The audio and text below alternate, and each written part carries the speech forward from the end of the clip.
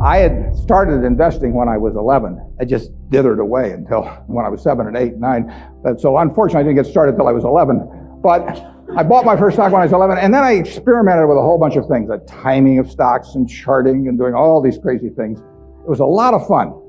Profitless, but a lot of fun. And I did that until I was 19. And I read all the books on investing in the public library, and I ate it up.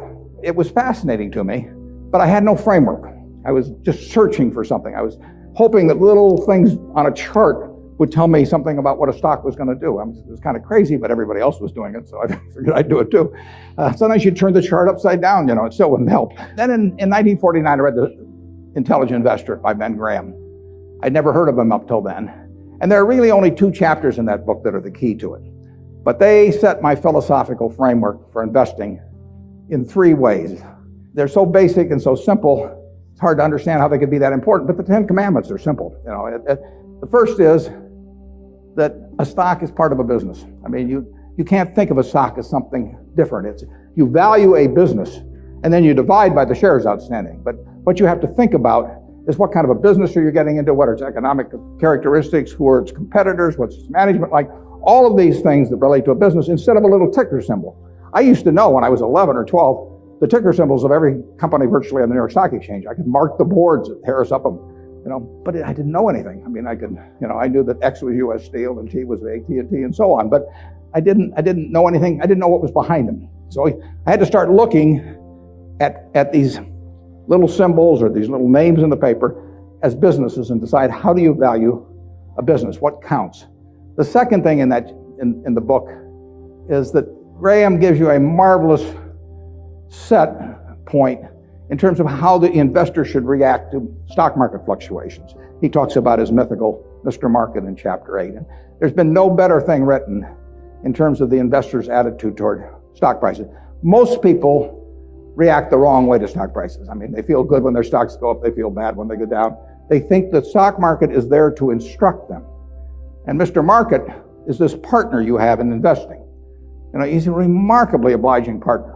This guy comes around every day and he tells you what he'll pay you for your interest in the business or what he'll sell you more at the same price. Nobody ever does that in private business. If you and I owned a gas station together, and I said, every day I want you to come in and offer me your half interest in the station, and I can either buy your half or sell you my half at the same price, and you have to come in every day and do it, you'd be at a terrible disadvantage. And you'd be at a particular disadvantage if you're Mr. Market in the market, because Mr. Market, our friend in the market who obligingly gives you those figures every day, different figures at the end of the day and the start of the day, but he's naming a price at which you'll either buy or sell. The beautiful thing about him is that this guy is an alcoholic manic depressive. I mean, he is as unsound as they come. He wanders around all day, and looks at the crazy things, and he's going to name all kinds of crazy prices.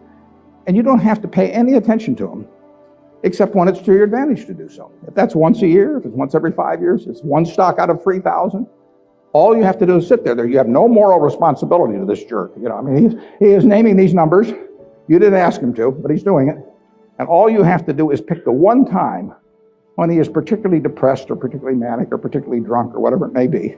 And the market will be all of those things. And you take advantage of it. And that's what's remarkable about stocks, if you think about it, is that if you look at the high and low on all of these American companies for the last year, you'll see case after case after case where the high is twice the low.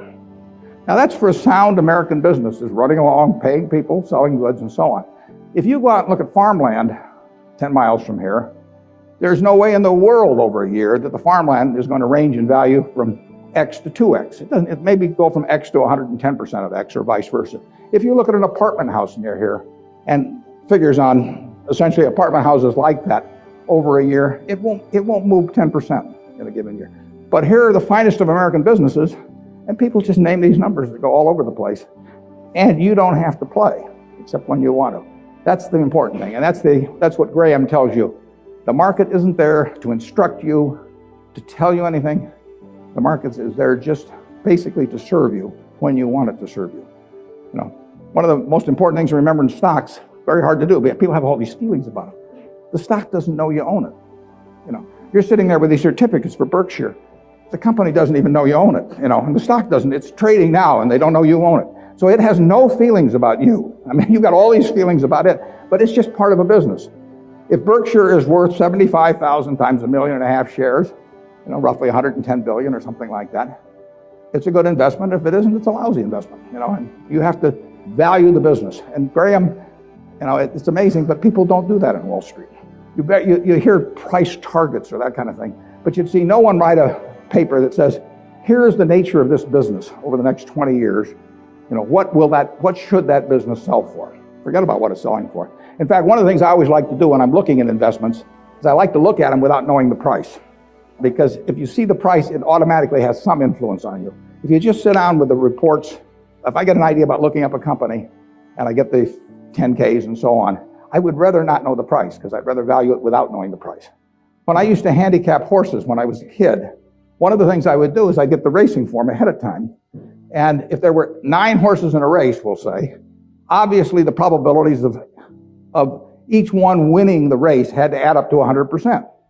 I mean, one horse was going to win the race absent a dead heat or all of them dropping dead on the backstretch. So if you went through the racing form and I would look at the 3rd race at Hialeah, I would try to figure out the percentage chance of each horse winning the race, and that had to add to 100%. Then I would compare those percentages to the odds. But first of all, I wouldn't look at the odds first. I would look at the past performance and all of that thing first. Stock market's the same way. Third thing in Graham's book is the margin of safety. If you come up to a bridge and it says capacity 10,000 pounds and you're driving a 9,800 pound truck, you drive down further and find another bridge. I mean, nobody knows exactly what that capacity is, and sign may have been put up 3 years ago. So you always leave a margin of safety. You don't try to cut things that close. You wait till something kind of shouts at you in the stock market. And with those 3 principles, you can build all kinds of structures on that. But that's the foundation. And if you've got that in mind, and that's in the Intelligent Investor, I've never found anything that remotely compares with it. All 3 of the ones you can't get rid of one leg of the 3-legged stool and still have a good investment philosophy. But I would say that the most important thing over a long period and working with big money is to understand the business.